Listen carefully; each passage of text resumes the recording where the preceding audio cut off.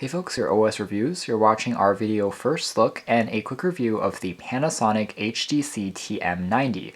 This is a point-and-shoot digital camcorder which sells for about $250 online. You can get it through Amazon or eBay these days.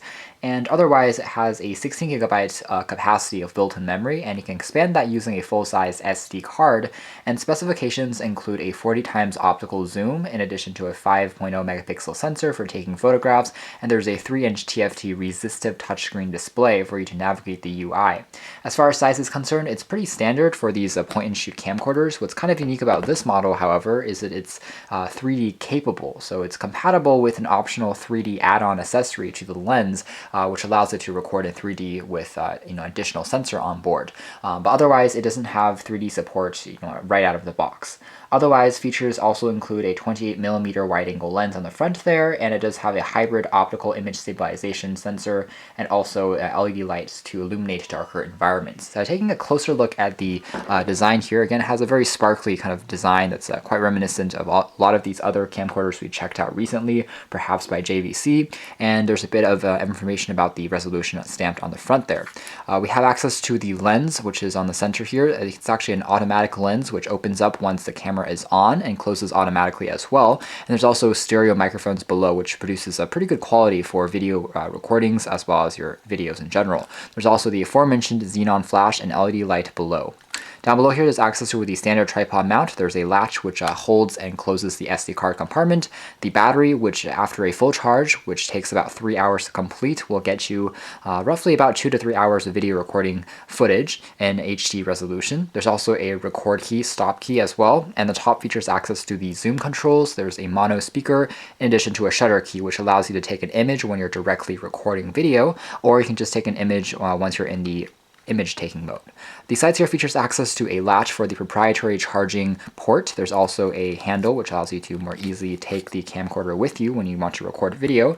And finally, there's access to which allows you to view back images and videos recorded by the camcorder, and there's also the video recording / camera taking modes. Opening up the screen, the camcorder will turn on automatically. So right now there's no card. It's saying that because we're currently set at the record and save your files into the external SD card mode. You can then change this back to the internal memory if you want to. On the inside, you have access to a few more ports and connectors, inclusive of a mini USB port for connecting it to a computer for syncing and transferring information. There's also IA or manual selection modes, optical image stabilization, turn this on or off, changing the resolution of the video, connecting an external 3.5mm microphone if you don't want to use the stereo mic built onto this. There's also a mini HDMI port which you can use to connect the camcorder to an HD television and view back your images and videos.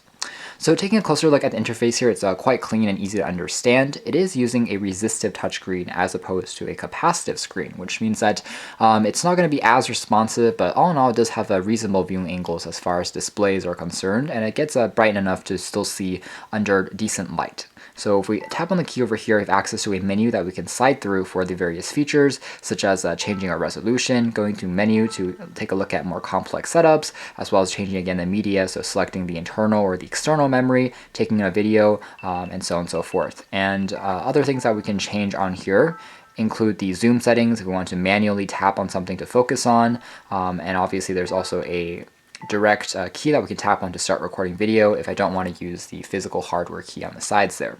The screen here can be rotated 360 degrees to be swiveled back onto the other side, just for easier management if you're perhaps recording video with just one hand. Taking a peek at the full menu, we can change things like setting a scene for various modes, night modes, portrait modes, sports, and action modes. So a lot of customization can be done here. There's also things for zoom controls, the resolution, which can be changed as you can see there. So you can get it at a lower or higher res.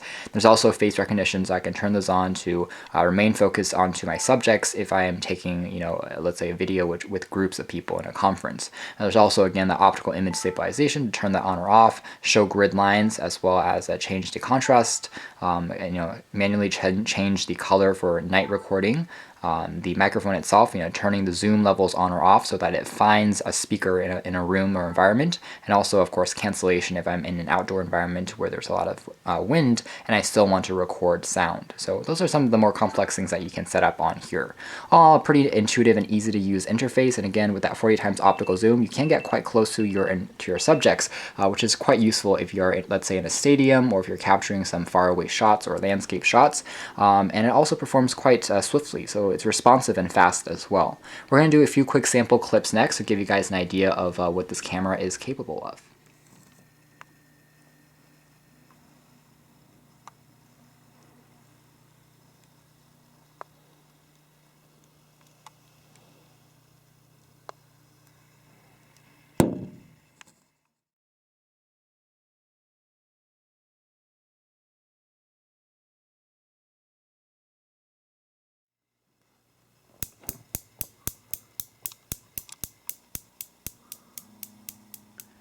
As shown from those sample clips, the video quality on here is excellent. It's nicely lit, everything is in focus, colors are well saturated, they're balanced, and they're accurate, so it's something that's quite pleasing. I also like how this camera is very quick to focus, even on the automatic settings, so you don't have to worry about it, getting out of focus if you're zooming all the way into some macro shots, or even for faraway shots. I think it does a very good job. The microphone here is also very organic and realistic sounding, which is great.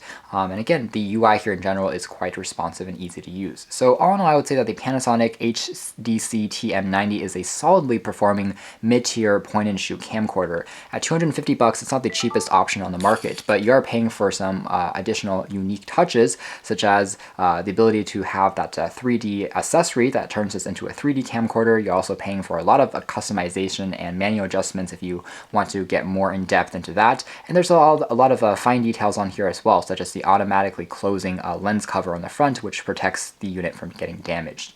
You can check out more details about this in our official written review, which includes a bit more details about the testing, but for now, this has been our video. Thanks for watching here at O.I.S Reviews. This has been the Panasonic HDC-TM90 point-and-shoot camcorder.